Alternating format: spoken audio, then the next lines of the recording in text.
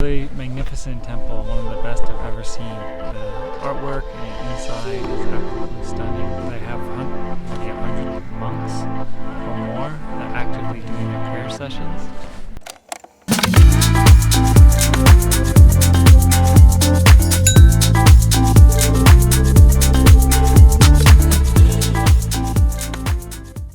We begin this episode where we left off, in Shangri-la, Yunnan. The local Tibetan diet comes from the few resources available.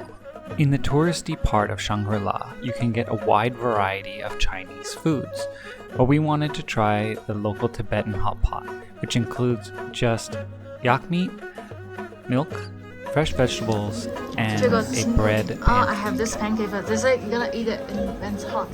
This pancake. It's the local wheat pancake, 青稞饼，可以蘸这个酥油茶。呀，蘸不到，蘸了一点点。It has a weird taste. From the animal fat or something, the milk fat, whatever. Milk fat? Probably. Yeah, some people just don't like it too much because the flavor is very strong. The flavor is a little weird, yeah. This tea can provide you lots of energy. That's why people in here and in Tibet like to drink it so much. Yeah. A couple things here in Shangri-La that we noticed is that a lot of the buildings have a greenhouse built around them. So you can see behind me, we're in a restaurant, and the seating area in the restaurant is like open. It's on the outside, but actually it's not outside, it's a greenhouse. So there are these big glass panels that go all the way up. There's plants on them and some decorations. So basically a gigantic dome, but it's like we're eating outside, which is fun. One of the things we noticed biking around today was that all the individual homes, the new ones, they all build these super high glass around the whole thing. So inside it's like a little garden. Totally different weather, no wind, they can grow lots of plants, whatever they want. It's really cool. It's a good way to adjust to the kind of cold, dry weather here. The Ganden Sumtseling Monastery is the most significant Buddhist monastery in southwestern China. The monastery was founded by the 5th Dalai Lama's Buddhist sect in 1679 and grew over the centuries to house over 2,000 monks. Unfortunately, the monastery was heavily damaged during the Marxist-Communist Cultural Revolution in 1959. So what we see today was rebuilt in 1983 and downsized to house about 700 monks within the community surrounding the monastery. April and I took the local bus north from the main tourist town to the entrance of the monastery complex. The entrance is gated for tourists, with only locals allowed to drive up on their own. Tourists must park by the main gate and buy a ticket to enter the monastery grounds from the ticket office. Across from the ticket office is another large building, the local Tibetan Cultural Museum and Exhibition Theater. You have to buy the entrance fee ticket for 50 RMB, but the shuttle bus ticket for 25 RMB is optional.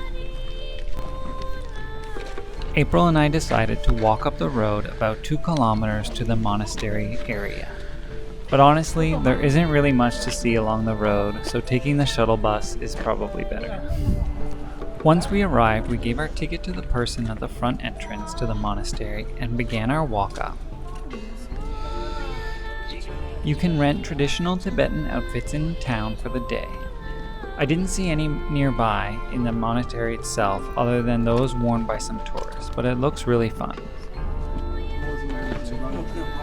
Cameras are forbidden inside the Buddhist temples, but we can show you a little bit of the stunning Tibetan architecture and artwork along the outside of the monastery. The rest, you'll have to see for yourself.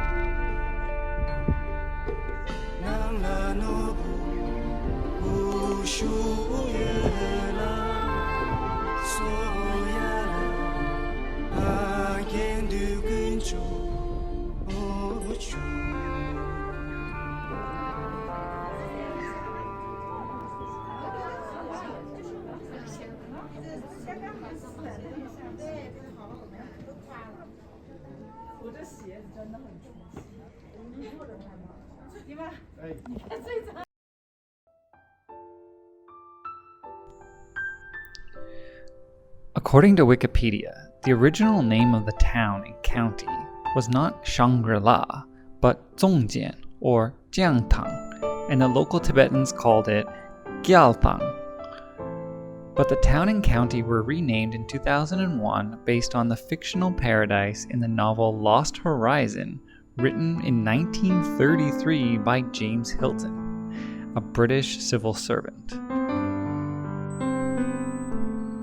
In the novel, the main characters are the victims of a plane hijacking and crash in the mountains of Tibet, where they discover a valley paradise with no wars or crime, where each resident has prolonged life. A true utopia on Earth. The author, James Hilton, took inspiration from the Tibetan myth, the spiritual kingdom of Shambhala. The monks of Shambhala dedicate their life to the preservation of knowledge and wisdom, in safekeeping for the day when all else is destroyed and the spiritual leader will descend from the mountains and rebuild the world and bring global peace.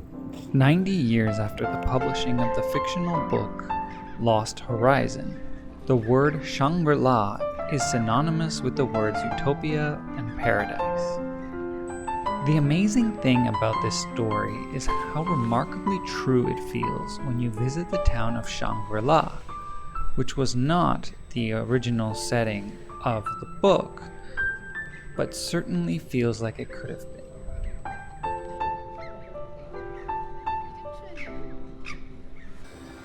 Shangri-la town is ancient and used to be part of the southern portion of the Silk Road that stretched from western China to eastern Europe and the Mediterranean Sea.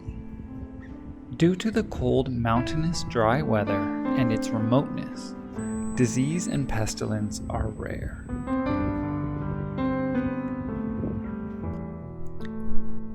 The monks at the monastery range from young teenage men to very old men, ancient men, well over 100 years old. Walking along the monastery grounds, I could feel as a weight upon my awareness the significance of the ancientness. The place itself has a presence. Shangri-la gives off the impression of timelessness.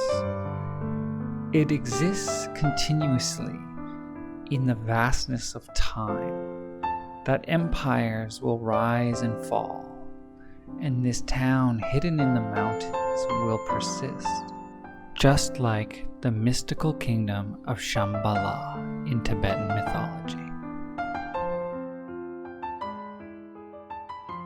On the next episode, our last episode of this series in Yunnan, Cam and April travel deeper into the mountains to the town of Dechin and Yubeng National Park, on the doorstep of the Himalayas and Tibet.